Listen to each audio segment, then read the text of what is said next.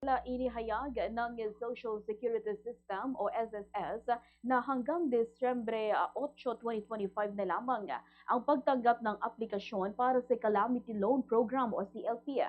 Sa panayam ng Bombo Radyo Kawayan kay Ginoong John Mark Ilagan, ang Regional Communications Officer ng SSS Luzon North 2 Division, sinabi niyang ang orihinal na application period o loan window para sa mga miyembrong naapektuhan ng Typhoon Tino at iba pang idineklarang kalamidad ay mula November 6 hanggang December 5, 2025.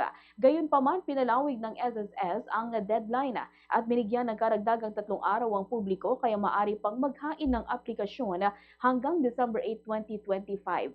Ayon sa bagong guidelines ng SSS para sa 2025, ibinaba sa 7% per annum ang interest rate para sa calamity loan mula sa dating mas mataas na rate.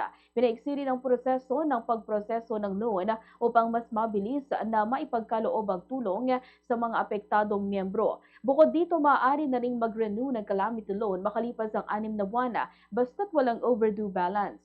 Ibig sabihin, mas nagkakaroon ng flexibility ang mga miyembrong nangangailangan ng karagdagang tulong depende sa kalagayan ng kanilang lugar. Pinaalalahanan din ng SSS ang lahat ng kwalipikadong miyembro na maaari nang magsumite ng kanilang calamity loan application online sa pamamagitan ng my.sss facility.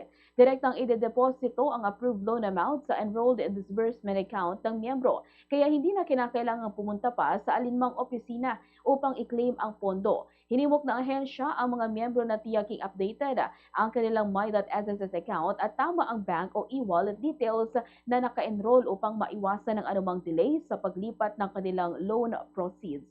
Ganito ang bahagi ng pahayag ni Ginoong John Mark Ilagan.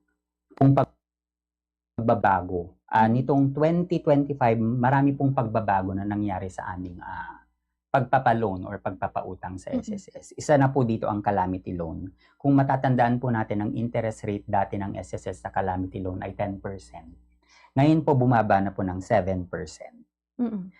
Para lang po ito sa mga initial application na loan at sa mga members po na may malinis na record or yung hindi nakinabang o nag-avail ng penalty condonation sa loob ng 5 taon.